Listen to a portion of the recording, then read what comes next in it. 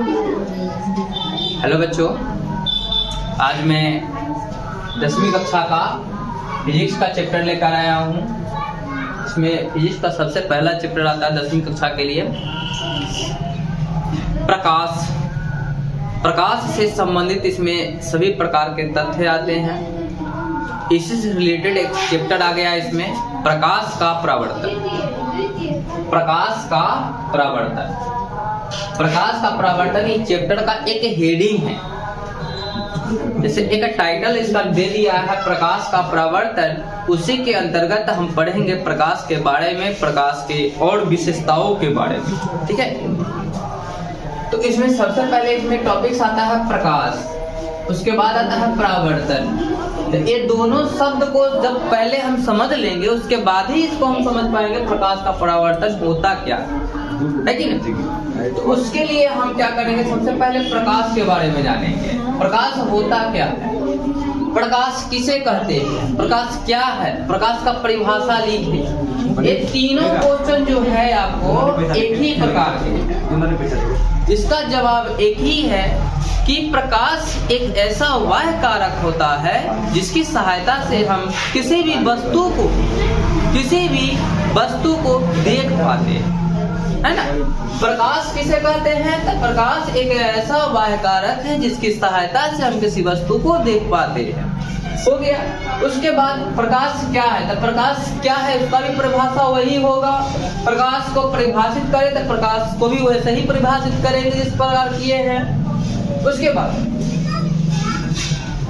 बाह्य है। उसके बाद प्रकाश स्रोत किसे कहते हैं, इसमें टॉपिक आता है प्रकाश स्रोत किसे कहते हैं।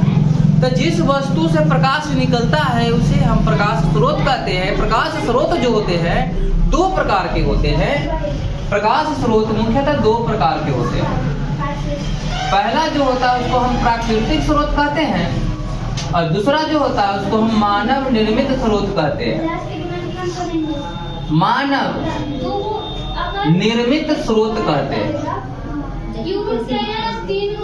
प्राकृतिक स्रोत कौन हो जाएगा, तो प्राकृतिक के द्वारा जो उत्पन्न जो प्रकाश उत्सर्जित करता है उसे हम प्राकृतिक स्रोत कहते हैं। जिसे किसी ने नहीं बनाया, स्वयं पहले से ही बना हुआ है। जैसे हो जाएगा सूर्य, सूर्य हो गया, और तारा हो गया, जुगनू हो गया इत्यादि। और मानव निर्मित कौन से हो जाएंगे, तो मानव निर्मित में आ जाएंगे जो मानव के द्वारा बनाया गया है। जैसे में हो जाएगा टॉर्च, बल्ब इत्यादि, ये सभी हो जाएंगे ये प्राकृतिक स्रोत, ये मानव निर्मित स्रोत हो जाएंगे। ठीक है। उसके बाद हम प्रकाश की बात करते हैं, तो प्रकाश की चाल सबसे अधिक निर्वात में होती है। प्रकाश की चाल सबसे अधिक निर्वात में होती है, और प्रकाश को गमन के लिए किसी माध्यम की आवश्यकता नहीं होती है, कभी इसकी आवश्यकता नहीं होती है। ठीक है। प्रकाश की चाल किसमें सबसे अधिक होती है, तो निर्वात में होती है। निर्वात किसे कहते हैं, एक ऐसा स्थान होता है जहां पर हवा बिल्कुल नहीं होता। अगर मान लेते हैं किसी शीशा का एक बेलन टाइप का एक आकृति ले लेंगे, और उसमें से सभी हवा को अगर बाहर निकाल देंगे मशीन के द्वारा, जब उसमें हवा थोड़ा सा भी नहीं बचेगा तो उसके अंदर जो स्थान बनेगा वो निर्वात कहलाएगा। जैसे वायुमंडल के ठीक कुछ ऊंचाई, कुछ किलोमीटर ऊंचाई तक जाने के बाद, लगभग पृथ्वी तल से 1000 किलोमीटर की ऊंचाई के बाद अंतरिक्ष प्रारंभ हो जाता है। अंतरिक्ष यानी कि निर्वात वहां से स्टार्ट हो जाता है। ठीक है। तो निर्वात में प्रकाश की चाल सबसे अधिक होती है। निर्वात एक ऐसा स्थान होता है जहां हवा की मात्रा बिल्कुल नहीं होती, उसे हम निर्वात स्थान कहते हैं। ठीक है। तो निर्वात में कितनी होती है, तो 3 लाख किलोमीटर प्रति सेकेंड होती है। प्रकाश की चाल निर्वात में 3 लाख किलोमीटर प्रति सेकेंड होती है। अर्थात इसका एक सेकेंड में प्रकाश जो है, प्रकाश 3 लाख किलोमीटर दूरी तय कर लेता है।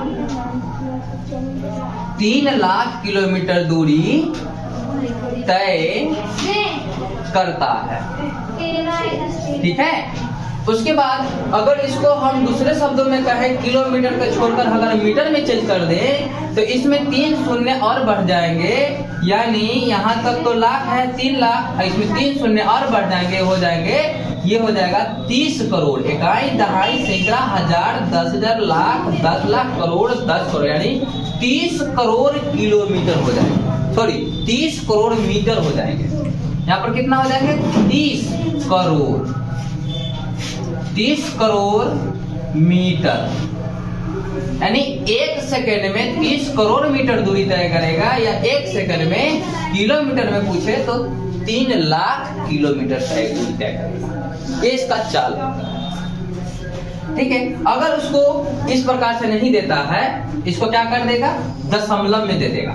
क्या कर देगा? दशमलव में। जैसे यहाँ 3 गुने 10 के पावर 1 2 3 4 5, 10 के पावर 5 किलोमीटर प्रति सेकेंड, इस प्रकार से भी दे देगा। और नहीं, अगर इसको बदलना है तो 3 गुने 10 के पावर यहाँ पर 5 है किलोमीटर में, और किलोमीटर से जैसे मीटर में चेंज होगा 3 शून्य और बढ़ जाएगा, यहाँ पर 8 हो जाएगा, 3 गुने 10 के पावर 8 मीटर प्रति सेकेंड हो गया। प्रकाश की चाल, निर्वात में प्रकाश की चाल 3 गुने 10 के पावर 8 मीटर प्रति सेकेंड हो गया, ठीक है। और उसके बाद प्रकाश, प्रकाश स्रोत हम जान गए हैं, उसके बाद हम अगले वीडियो में जानेंगे प्रकाश के किरणों के समूह को क्या कहते हैं, कितने प्रकार के होते हैं, ये सभी के बारे में पढ़ेंगे। और उसके बाद हम पढ़ेंगे परावर्तन किसे कहते हैं, परावर्तन के बारे में। और उसके बाद उसके नियम क्या है, उसकी विशेषता क्या है, उस पर कौन कौन से फार्मूला लागू होते हैं, उसके आधार पर कुछ न्यूमेरिकल्स भी बताएंगे, ठीक है।